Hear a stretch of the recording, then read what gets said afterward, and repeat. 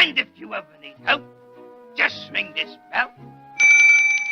Well, adios, little Samaritan.